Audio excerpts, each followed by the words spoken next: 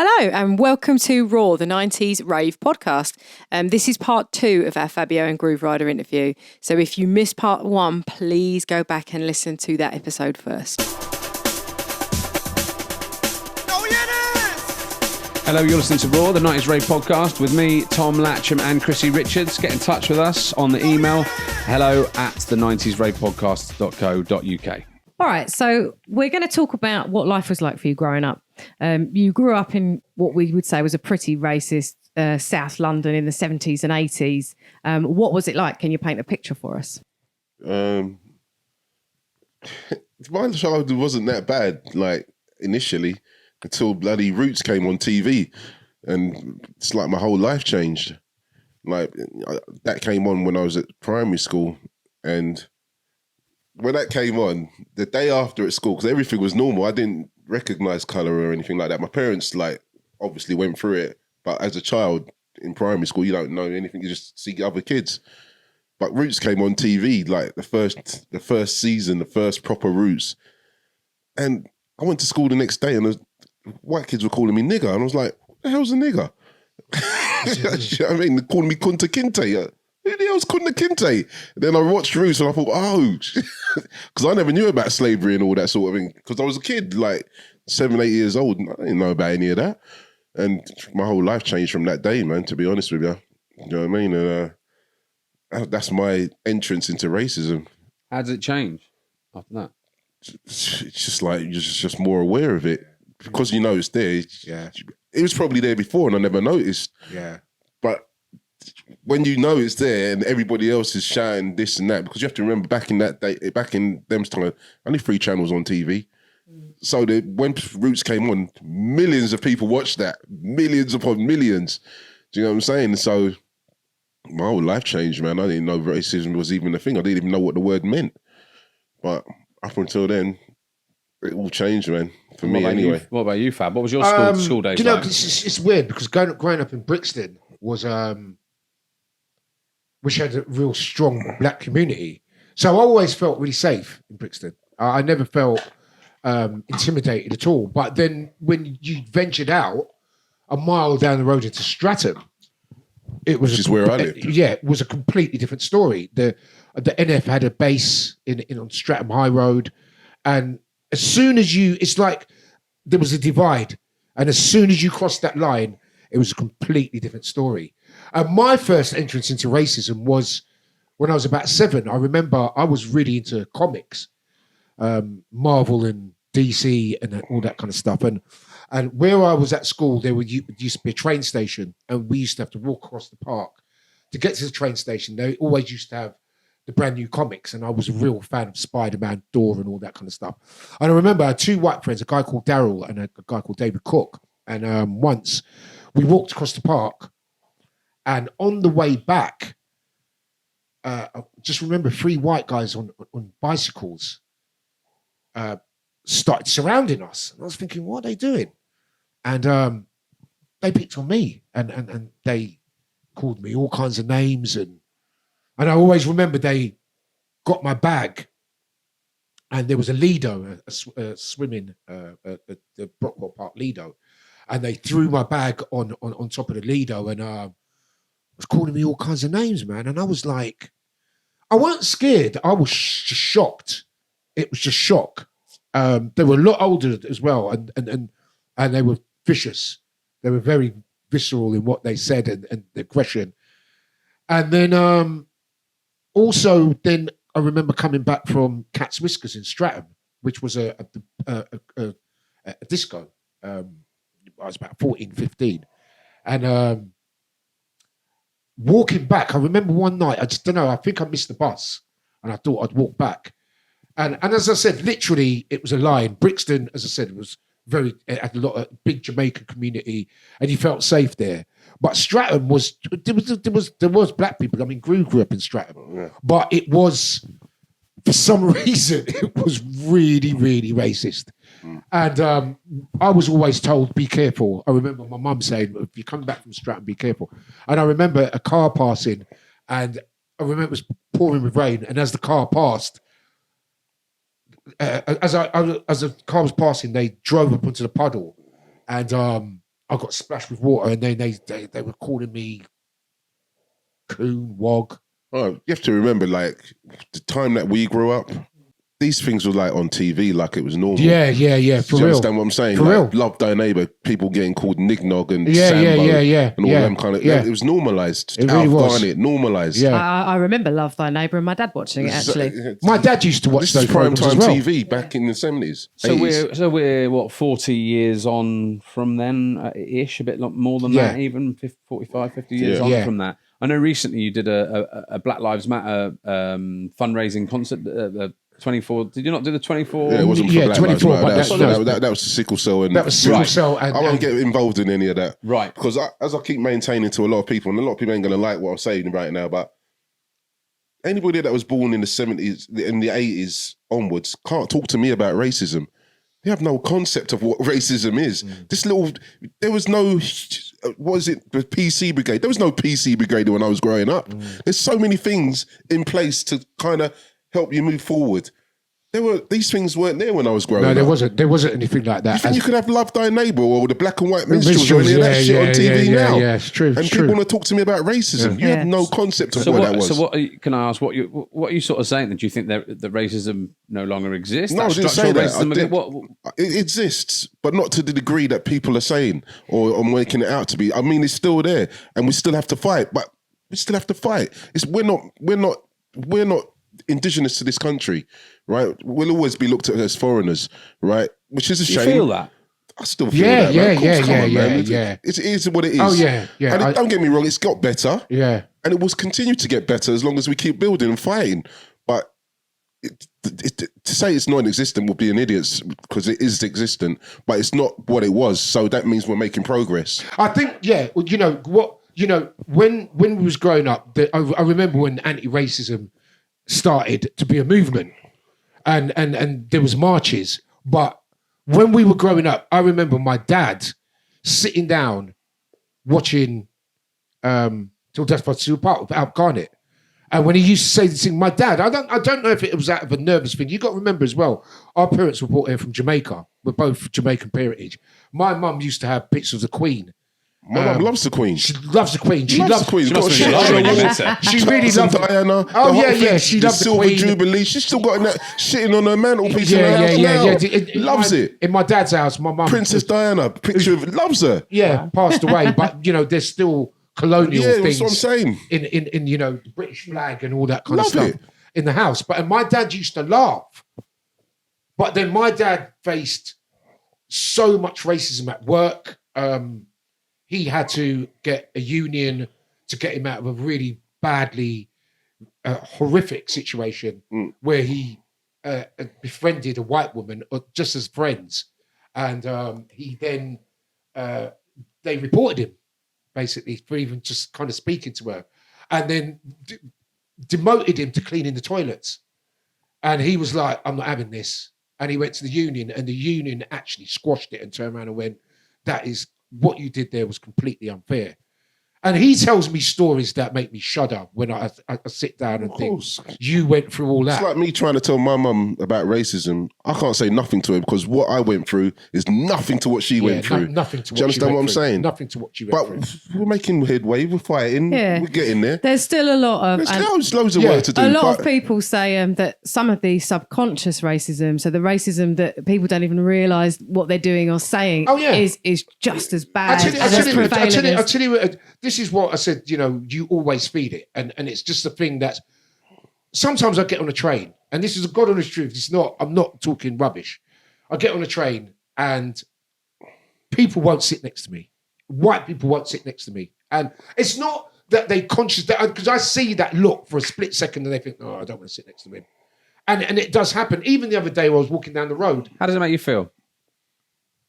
Do you know what? We've got a big train seat to sit in. Yeah, exactly. Social distancing. No one's sitting next to anyone on any train. Big black, definitely. Exactly. At least I'm going to get squashed. I think it's the corona fact. Do you know what? Groove can tell you. It happens. I remember even not that long ago. It was the other day when we was at the Oh train God! station. The other day. We done an interview. 6 months ago. Did it at Groove's house. It's God honest truth. And the guy that was interviewing us with a black guy called Marcus, really lovely guy, but he's a dread. So we walked to the train station. He went, "Can I have a picture with you guys?" And I went, "It's not, of course." So he asked a man to take and the his picture. wife, yeah, man And his wife, and the guy just said no. And it wasn't. Look, you can say no, like I don't want to take that picture, whatever. But you just know. He just looked at us and was said like, no, and started walking backwards. It's walking backwards, and kind of like, we was like. We just looked at him. It was like, even I remember not that long ago, me and Groove was coming from Rinse FM 2:00 in the morning. Police followed us from Kennington for about 2 miles, and Groove was like, "Do you know what? I'm going to get out my car and ask them what they're following me for." Remember when that happened? yeah, man. They was following him It's a for regular thing, bro. 2 It used to miles, be, yeah. 2 miles, and Groove was like, "I'm going to stop the car and I'm going to get out and ask them why they're following me." Did you? Because, Yeah. No, well, Not in that the time, end, but that's a normal thing for me. It's Well, it used to normal. be. But yeah, I mean, back when I was growing up, getting stopped was like a weekly thing. Do you know what I'm saying? and that's not an exaggeration. Yeah, it's a weekly thing. I was used to it. A weekly thing. It used to happen to Groove. It happened 3-4 times with me and Groove coming back from Rage. Yeah. Just like they just follow us and and sometimes Groove just stop and go, why are you following me? Yeah, I mean, like what it is with me, I won't be bitter about it because I'm not going to convict the sons for the father's crimes. I'm going to teach the son a better way. Do you understand what I'm saying? So Yeah. I don't want to get into all that, man. Do you know what I mean? I'm over that. Do you know what I'm saying? People are what they are. If you like me, you like me. If you don't, you don't. If it's because of my colour, that's your problem. If it ain't, then you just don't like me. I Did don't really care. your experiences of racism when you were growing up have any impact on your drive to be successful in the business that you chose, which obviously was DJing? No, but there's another thing about me and Groove as well. You've got to remember, we was in a predominantly white scene. We were two of the only black DJs. Yeah. We've broken a lot of ground. Yeah, we've made headway for black people. We've broken a lot of ground. We played in clubs that never ever remember black still DJs. Now, we go to countries where they're the only black person in the country. Oh yeah, you literally go into a country and you don't see another black person. You ain't gonna see another black person. I went to China. I didn't see one black person. I was there for 5 days. You're very tall as well. I mean, you must have really stood out. Yeah, exactly. You really stood out, and I'm really dark as well. As I say, you don't think about it because we're growing up with so much worse. That's nothing. It's in your subconscious now. Yeah. It's just there all the time, and it's just something that you. I don't walk around thinking, "Oh, I wonder if he's racist." I wonder if you got to show me that you are for me to even think about it. Do you understand what I'm saying? But there's people that are walking around that are thinking it before you've even done anything. Yeah. But you created that jungle sound. You were the precursor. You were the only people, the only black people in the scene at that time. But then jungle became a very well. We're not talking about jungle. We're talking about from before jungle. We're talking about the acid house days. Scene. Yeah. Then into the jungle, and it became a very predominantly black scene. Yeah. And all of the the greats in those early days were black, and there was a lot of reggae influences. I mean, white people had just as much influence in the early jungle days as black people, and that seems to be forgotten for some reason. They've got to remember who was pushing the buttons and making those tunes. It wasn't just black people. Yeah, you've got to remember jungle's a universal thing. Like jungle came Shadow together. And all of those labels. Rob Playford and all of those guys. Look, when we first started in acid house scene, we came out of Thatcherism and a really quite a dark time. And this changed everything because it was the first time we saw black and white people. And I'm being totally honest with you. It was the first time that colour didn't really matter. It really didn't. Even when we was going soul clubs, it was the black guys that were dancing. Yeah. Do you know what I'm saying? And it was kind of like... And it was the black guys that were getting left outside as well. The black guys that were getting left outside that couldn't get into the clubs. Do you know what I'm saying? And this was the first time where it was kind of like unified. We had the ICF, the West Ham, lot, the mob. They used to come down Rage and they used to love it. Yeah, and it was music like broke down. It wasn't just nationality and race state broke down. It broke down the terraces. Yeah, hooliganism was a big thing. Yeah. When the football was finished, them boys would be in the clubs hugging each other. Yeah, off their nut. Do you know what I'm saying? It wasn't just that. Do you know what I'm saying? So it broke down a lot of barriers. So black and white producers and it's always been really mixed. The crowds have always been mixed, and it does bring me on to a question we were going to ask about. There was a recent drum and bass documentary, and it caused a bit of a rancor among some of the original DJs who were black, who said that they felt that the documentary had in effect whitewashed the scene. it sounds like you don't necessarily agree with no, those. because that was about producers, and they just kind of got the they got the wrong end of the stick, man. Do you know what? I don't think they were saying that. Everybody's got a different story to tell. I think they were saying certain labels were left out. They were left out, yeah. They were left out. I don't think it was so much of a race thing. I just think they felt like certain big labels were left out and they didn't get the love that they deserved. But, that was more about production. That whole and I think people got the whole thing a bit skewed and they got it wrong. In that case, in terms of the modern drum and bass scene, do you think it still has that same colour blindness, I suppose, that it is a mix and people don't see that colour in the way that back in the day, you're talking about those early scenes, or has it changed? I think now the urban kids are just not into it. It's just not their thing. They've got grime, they've got drill, they've got other things that they beat, soul, hip hop. That's what I'm saying, which is much more catered towards a black sound. D&B's a little bit more universal. You could never sit down and say drum and bass is a black sound, or you couldn't say it was a white sound. It's got that balance now. So there's a lot less. My daughter's who's mixed. She says that she tries to get her black friends into drum and bass, and then just not into it. Not into it. Yeah, they're just not into it. They're just like. She even went to a party the other day, and she put on a drum and bass mix, and they were all kind of.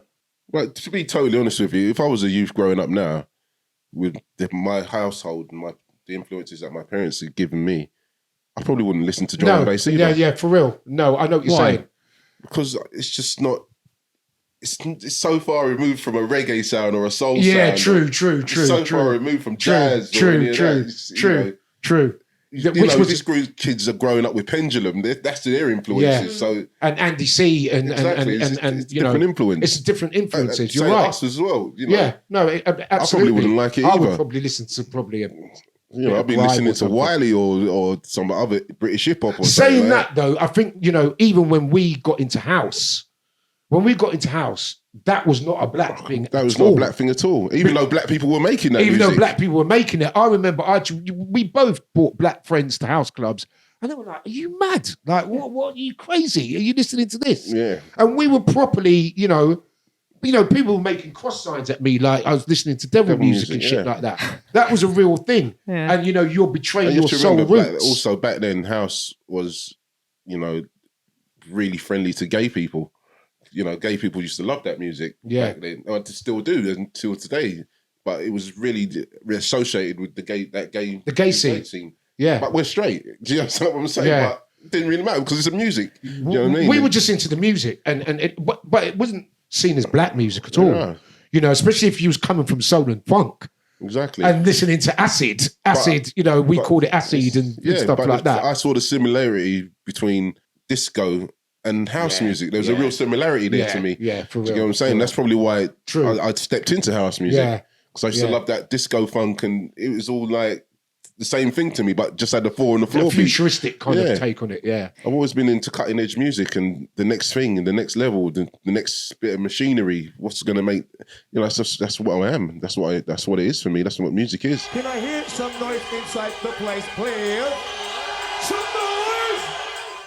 You've been listening to R.O.A.R, the 90s Rave Podcast with Chrissy Richards and Tom Blatcham. We hope that you've enjoyed laughing along with the legends Fabio and Grooverider so far.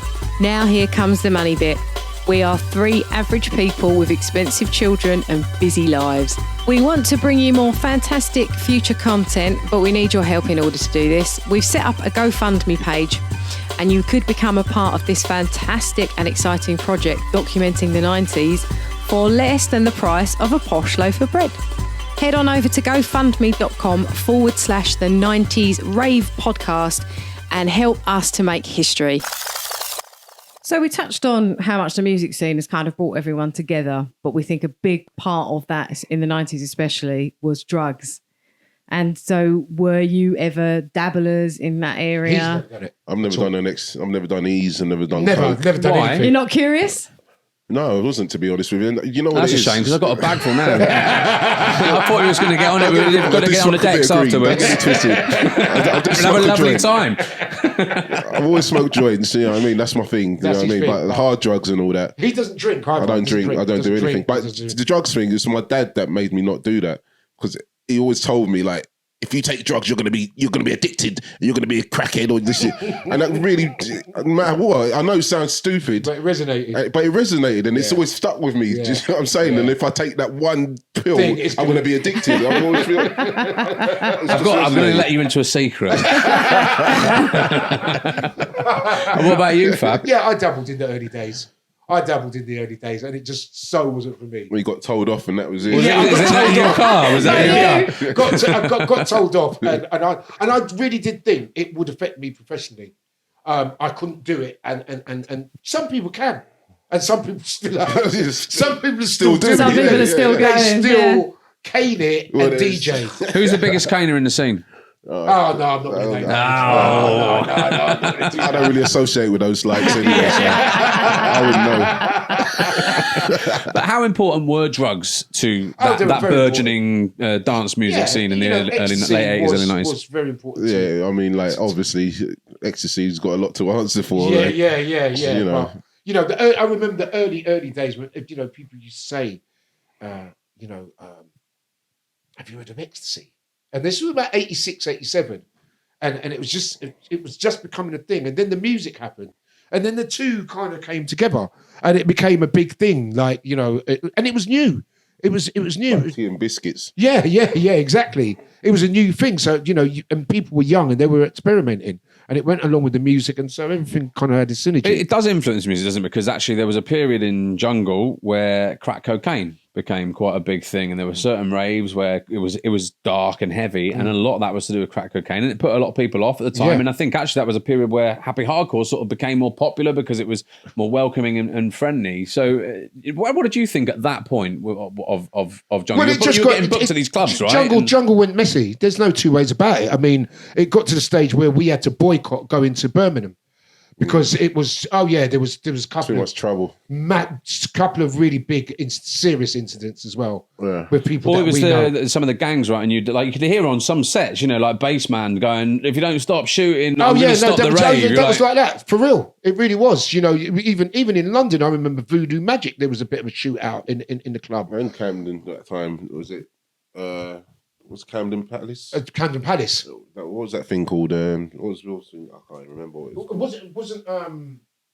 It was a shootout on the dance floor, innit? They're shooting up in the air. Yeah. What did you think? I mean, you said, "Oh, I've got to boycott it." What did you think when you were at a rave like that and there's people shooting each other? Did you think, I don't know about this? This is not what it's about, really. Of course, you thought that. But then, fortunately, I've never actually been involved or like been at a place when it's actually happening. So I've never had that trauma.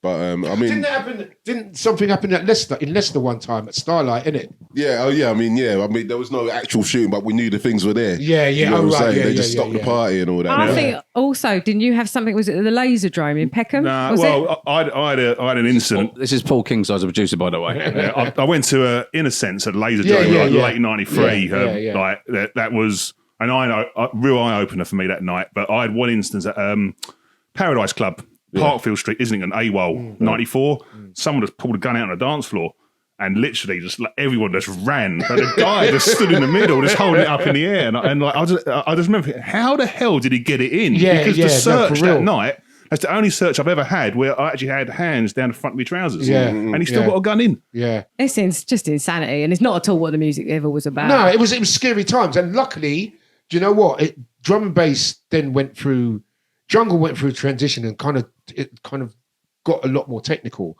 And, then we had the R.O.A.R era and then Liquid, the early Liquid stuff. And fortunately, that crowd left us and went to the garage scene. Thank you, garage.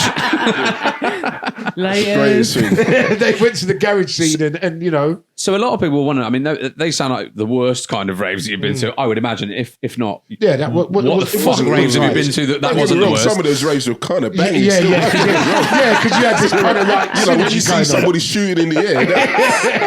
Well, in some countries, that's a celebration. Appreciation. conversation. doing a good job. You're going to think, fuck, this is the end of my life. Getting I've got shot to at, that's a whole dance different now thing. hard. Shooting in the air and shot at are two different things. So what were your favourite raves and why? There was some. Look, there's Orange. I'll tell you what. A place that doesn't get mentioned enough. Orange at the Hippodrome, and at the Rocket in Holloway Road. Yeah. That was amazing with Chris Paul. Chris Paul, yeah. Groove turned me onto that night actually, and that was sick. And Rage, of course, Rage. Rage was the seminal night. And then Metalheads, Speed. The 90s were great for nights. And then also you've got to remember things like Dreamscape in Milton Keynes and Helter Skelter. Helter Skelter in Birmingham. There were great nights there. Pandemonium, Amnesia. Oh yeah. It was good. So literally every weekend we were having kind of life-changing moments. Oh yeah, and the formation parties. Parties, and so there was so much going on, and they were all. We're talking big parties, 1,000-2,000 easy, and you get them in easy. Like it's not even like now where you've got social media. This was all word of mouth and flyers. Do you know what I'm saying? So it was a different time. And who were your favourite DJs and MCs? I liked everybody that. You know what? I always respect DJs that go up in there and do their thing.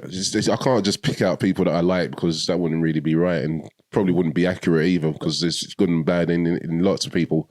Obviously, me and Fabio are the best. But any inspirations? But not our inspirations come from earlier, like Paul Anderson, and guys like that. But I've always had a lot of admiration for Carl Cox. I've always had admiration for his spirit, his energy, and even when you see Carl now, he's still got that mad energy, man. He loves it, man. He loves it. I think 100 grand a gig will do that. Slipmat said exactly the same. I don't think it's got anything to do with the money. Carl Cox would do this shit for nothing. Oh, man. yeah, he really would. No, he really would. 100%. The money does help a bit, doesn't it? Yeah, but I think, if Carl's anything like 10% of what I am, he'd do it for nothing. Do you know what I'm saying? I'm still shocked that I'll get paid for this. It's like, wow, shit. Yeah. Do you know what I'm saying? So I can't believe that Carl... I've seen Carl Cox when I was 15 years old. I used to go and watch him when he wasn't getting paid. Yeah, Do you know what I'm and saying? he was still the same exactly energy the same that he's getting today. And it's amazing to see. I saw his podcast. He'd done a live stream the other day where he was playing funk and Because of his dad. Yeah, and he loves it, man. You could just see it on his face. Absolutely loves it. In terms of records, what would you remember the first rave record you bought? As in Rave music tune. Do you remember the first rave music tune that you bought? The first house tune I bought, which is probably considered the first rave tune, I suppose, was Mysteries of Love by Mr. Fingers. There's a moment in our lives when we all must be mystery of love. Yeah, mine too. That was mine. And we're also gonna we want to talk to people about record shops because they were so integral at the time because it was before the internet. It was before anyone can sell a record now online. Yeah. Back in the day, you had to go and get it pressed. What was it like hanging out in record shops? Where would you go and what was it like hanging out in those record shops at the time? I used to go to My Price in Croydon, and it's funny. Like I can actually remember buying my first house tune. Because I went in there to buy a Public Enemy tune, Rebel Without a Pause, and it was coming in on import that day. So I was just hanging around in the record shop waiting for it to come. And this guy was playing some music, man. I was like, what kind of music is this? But it sounded like funk, but it wasn't funk. I'm like, what kind of music is this? And the guy goes, yeah, this is house music. I was like, what's house music? Play me some more. Took all my money, man. Do you know what I mean? And when Rebel Without a Pause came in, I didn't even have the money to buy it. So I blame Jazzy M. He's the one who sold me my first house tune, and it's his fault why I'm still doing this today. How important were record shops to that music scene? They were everything. Record shops were the most important. Well, there's no music if there wasn't any record shops. Yeah, digital wasn't about then. They were also places where people would just go to hang around and have a chat and find out about what's happening. It was a social thing. It was a social thing. You went down there, you met everyone, and you got your records and listen to records that you ain't gonna get either. That's another thing that used to happen because they used to have their special DJs that used to come in the shop. And you wasn't be able to get you, so you'd have to hang around to just listen to tunes that you were never gonna get access to. Do you get what I'm saying? So that was another reason you'd hang around in a record shop because certain DJs get preferential treatment. And then, you know, that was something to aspire to as well. Yeah. Because you used to think, I'm going to be that guy one day. Because, you know, you used to get the big DJs used to come in and just get a bag of records and that was supplied to them. And we used to just have to queue up and get their knockbacks. Yeah, get the knockbacks and wait 6 hours to hear one tune. And then we became those guys. Yeah. Walked into a record shop, get your bag of records and walk out. Yeah. What you don't like, you bring them back. And that's when I honestly think the moment that happened to me, I remember one day I walked into Black Market and a guy called Dave Piccioni, who was one of the owners there, he gave me a bag of house tunes. And I just thought, I've made it now. That's it. That was a massive moment for me. I really felt like, because I always wanted to be that guy that walked into the record shop and got a bag of records. And what about pirate radio? Your careers very much came through private radio. Yeah. We talked about the importance of record shops. What about pirate radio? Just as important. Well, yeah, I mean, that was the outlay for the music. Yeah. You know, you were spending all your money. You have to remember, music wasn't cheap back then. You know? And then you wasn't hearing these things on mainstream radio either. You weren't hearing these tracks on mainstream radio. So pirate radio was the outlet, you know. And what was it like? We've got an image of them being in a squat and you're climbing through a hole and putting your decks. That's exactly what it was like. That's pretty much it, man. That's what it was. Yeah. And you'd be scared like that the DTI was going to break in any moment to come and snag your records. That was always the problem. Always what you're going to be thinking about in the back of your mind. As soon as you went in that studio, you want to do your show and get out of there. Anybody's coming late, you're fuming if somebody comes in late because you just want to get out of there. And you got to remember, it was stealth. You'd have to do it undercover because it was like where we used to go was next to a tiny club, and the owner of the club had it upstairs, and he was like, you know, make sure, you know, you walk around like the Macintosh looking around, seeing if anyone was behind you, and you'd walk in and literally run out because the DTI, who were the overseers of, you know, you got to remember sometimes we was cutting into Capital Radio. So you couldn't even listen. BBC. Brilliant. On the BBC. Yeah. I mean, they're still doing it now, BBC One, all of a sudden they'd be hearing like some jungle and they didn't look on that fondly either, did they? That's what the Especially thing when you're was. getting a better signal than them. And playing better music, basically. And playing better music, yeah. Well, I mean, it did get more glamorous for you eventually, thank God, which you must please. But what is it like being a DJ that flies internationally? Do you go first class? Do you insist on that? We used to. Did you? Things have changed now. Things have changed a little bit. When did they change? And did you think, hang on? when it didn't become important to us anymore. Yeah. Know? Flying, do you know what? Traveling is great. It's tiring, but you know, to go to another country, you know, you go to countries that you never dreamed you'd go to. You got to remember, we're two lads from South London. You know, traveling was, when I was younger, I didn't travel. I know a lot of my friends used to go, but I went to Jamaica once when I was 5 and I hated it. And that was it. That was my traveling experience until, you know, raves happened, and then, you know, traveling became a real thing. Our next question, have you ever had to share a bed? Well, there's no glamorous trips. Never. Oh. What, you've never got turned up and there's only one hotel room booked? Oh, I slipped on One the of you floor, sleep innit? in the bath. I remember once in Greece, they only had, so I slept on the floor. And that was it. You refused to share a bed? Was it a double and you didn't let him No, sleep it was a in- single. Oh, it was a single. That's Well, fair there you enough. go. That is fair So enough. it wasn't going to happen. In terms of trips that have gone wrong, and I don't want to dwell on it too much, but Grooverider was once jailed in Dubai. You had a small amount of cannabis on you, and you were looking at 4 years. You've talked about it in the past, Groove. So I'm kind of interested more in Fabio's take on it. How did you feel when you found out that he might be fake? You know, your pal, your brother, you know, the guy that's your partner in crime, the partner in work.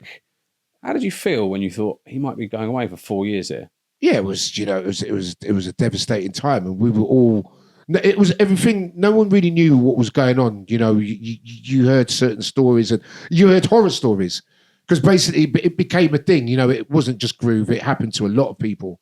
A lot of people were getting incarcerated for really minor things, and I heard some horror stories. So we were all really, really worried, and when Groove got out, it was the best feeling in the world, man. How did you both celebrate? We had a big party for Groove in Camden, which kicked off really nicely, and yeah, that was it. And how did you feel when you were released? Because obviously you were a father to an 8-year-old daughter at that point. Yeah, I mean, it's just like, I don't know, man. I had to just look at it like, shit happens. You're very, very zen. Do you know what I mean? Like, what are you going to do? You're not going to get it back. You ain't going to get it back. The one thing I knew that he would be all right though, because he's got his constitution is very, very good. So I knew he was going to be all right. If that was me, it'd been a real problem. Groove would have worried about me. Do you think you'd have broken down? Yeah, without a shadow of a doubt. I knew Groove was strong enough. He's mentally very, very strong. But to be honest with you, I didn't even know I needed so much rest. You know, a bit like lockdown. Yeah, I mean, like, I didn't do anything wrong. That's what I always got in my head. I didn't actually do anything wrong. It's just like one of those things. It's just nonsense. Absolute nonsense. Any other country, nothing would have happened to me. They would have just laughed it off, thrown it away, and like done what they've done.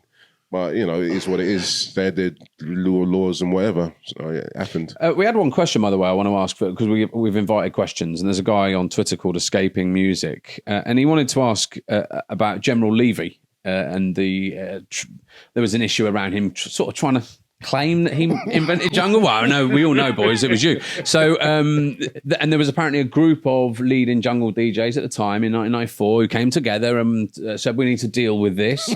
Oh, was that were you part of that group? The foundation? Yeah. Is that what that was? Yeah. Were you part of that group that came together? No. No, man. They get involved in all that. They got, it's really funny because they got funny with me because I was playing music that was tagged by Mixmag to be intelligent drum and bass, and they got really pissed off about it, and they called a meeting to sort it out. And so, but yeah, the foundation. You know what? We weren't in it, so I've got nothing to say about that. I mean, General Levy made incredible. And it was an incredible tune. So, yeah.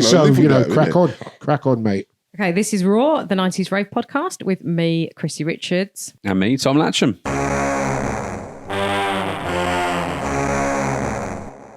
Hello, you're listening to R.O.A.R, the 90s Rave Podcast with Fabio and Grooverider. Another feature we're going to be running here on R.O.A.R is Choon 101. Chrissy came up with that name. It's quite good, actually. Where one of our guests selects, or each of our guests selects, a rave tune that they hate and they should never have been made, and it's going to go into the bin. Oh, it's a rave tune, Choon 101, your rave tune indeed. So, chaps, what is the worst rave tune from the 90s that was ever made and should be banished to history?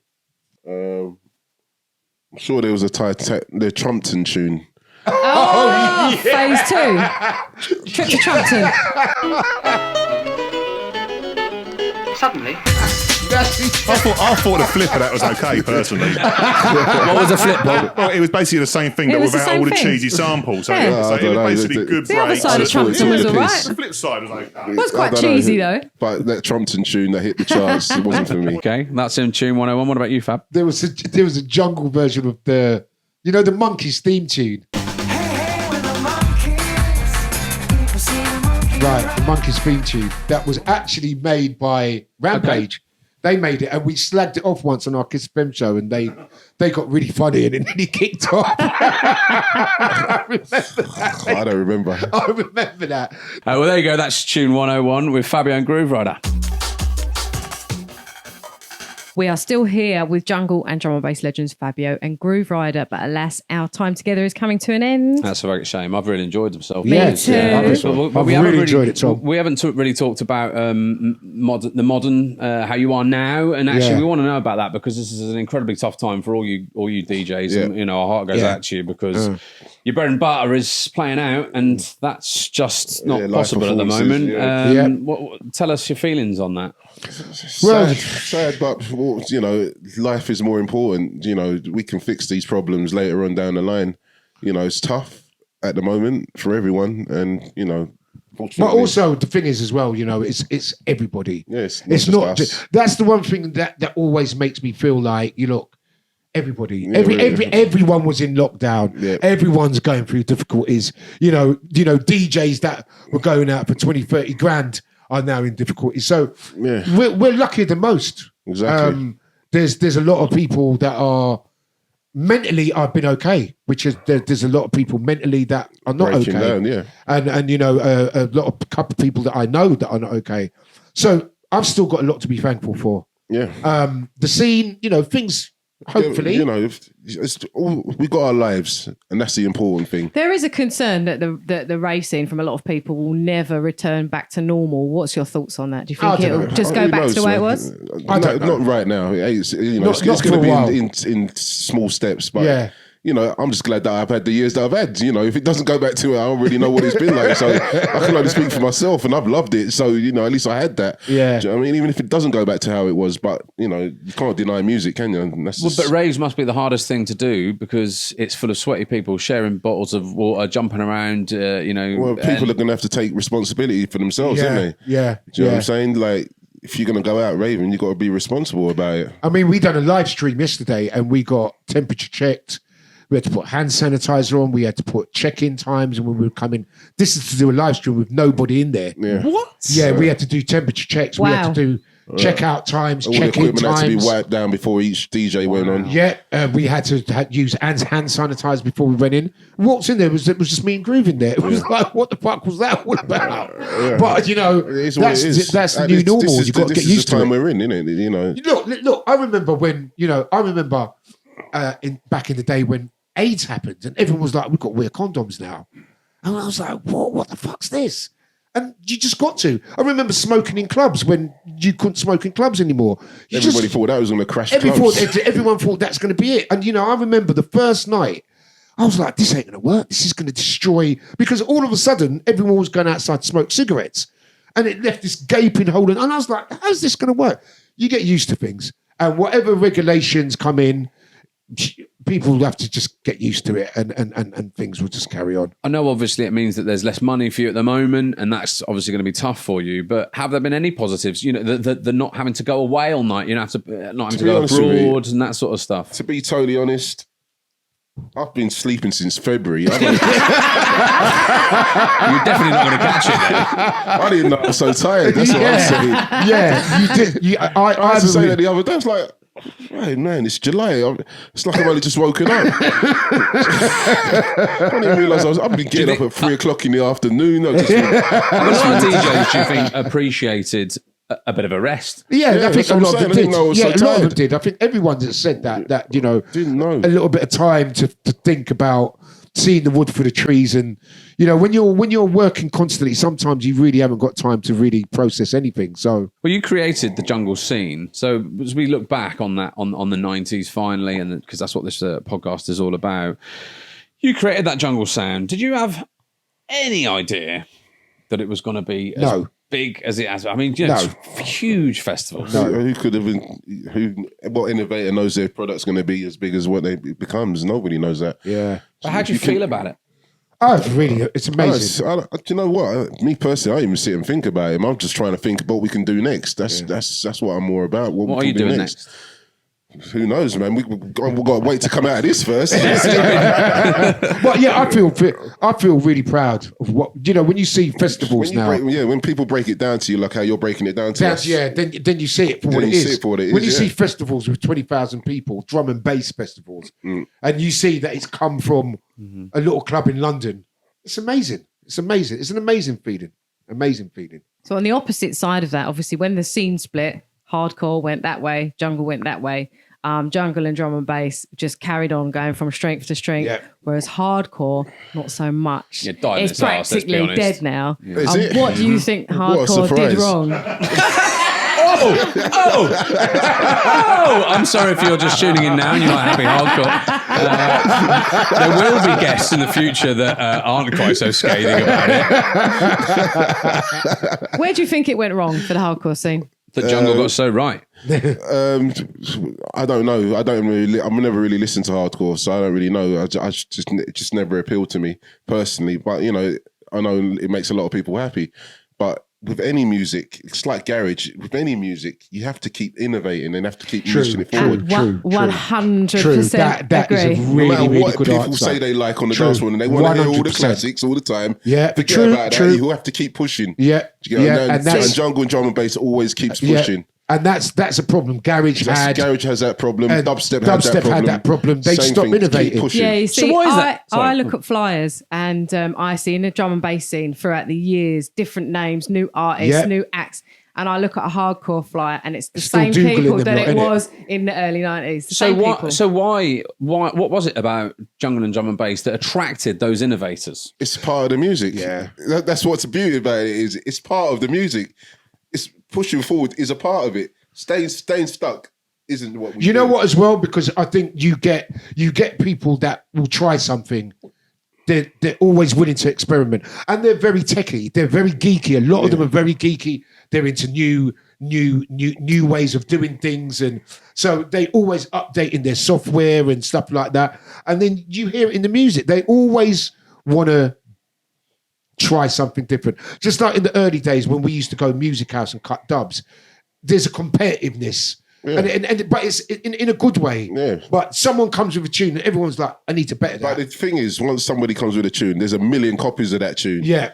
And then somebody wants to push it again, and then there's a million copies of that tune. Yeah. So we always keep pushing. People will say that happy hardcore was stymied by greed and not allowing fresh talent to come through. And as I say, the same names on the flyers gives you that impression. Is there more of a generosity of spirit in drum and bass and jungle music to allow new talent to come through on the basis that they know that it will help? The difference is you've got to have talent.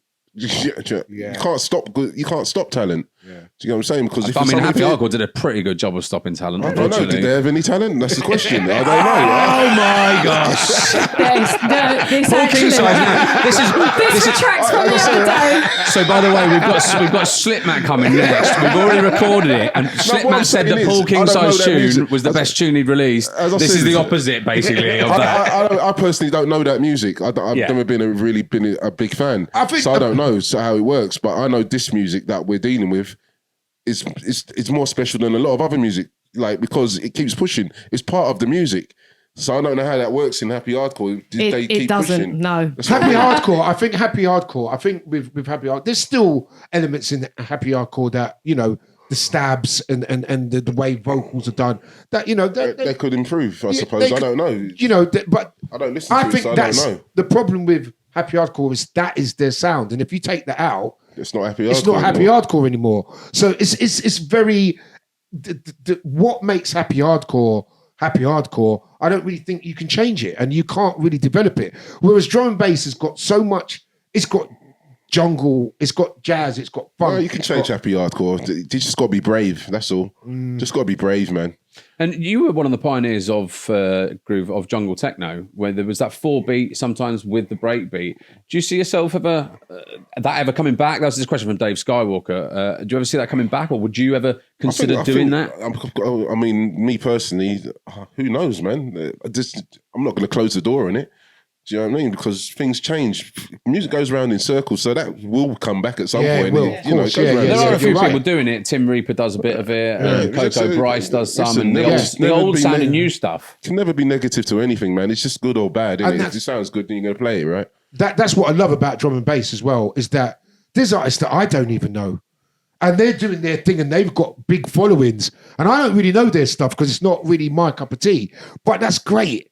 That's what I love about it, because they're just out there doing. And one day they'll make a tune that I like, and that's what I love about it. It's so widespread.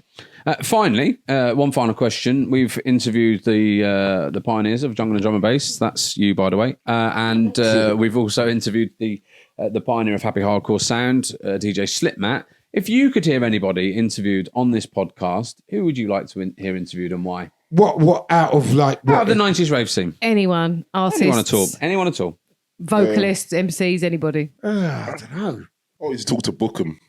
Yeah. We would love to. Yeah. We would love because to. Because he's a really mysterious, and I love the fact. But I know Danny, and I don't know Danny, so I don't want you to talk to the people. Find out some shit that we don't know. But Bookham, because he's got an air of mystery about him. And we love the guy. I mean, he's very funny as well. Yeah. He's very, very funny. So get Bookham on here, man. Talk to Bookham, man. Yeah.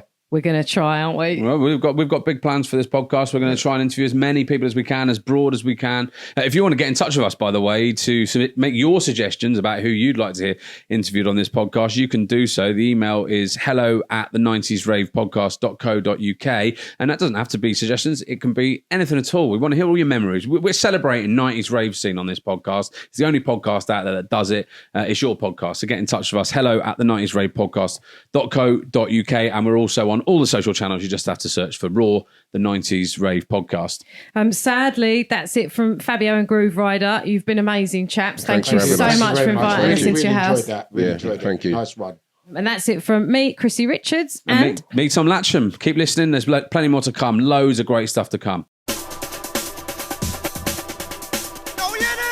Here at R.O.A.R, we've got some fantastic future episodes recorded and ready to go, including the godfather of hardcore, DJ Slipmat, and Top of the Pops smash hit artist and pioneer of breakbeat hardcore, none other than Lunacy of Nightfalls Records. We want to make more great episodes featuring all your favourite artists, but we really need your help to fund them. In return, you could get yourself some neat signed artwork, which is exclusive to R.O.A.R. Head over to our page at gofundme.com/the 90s Rave Podcast to become a part of this exciting new project. Stay tuned to our Facebook, Twitter and Insta accounts for more announcements. Laters!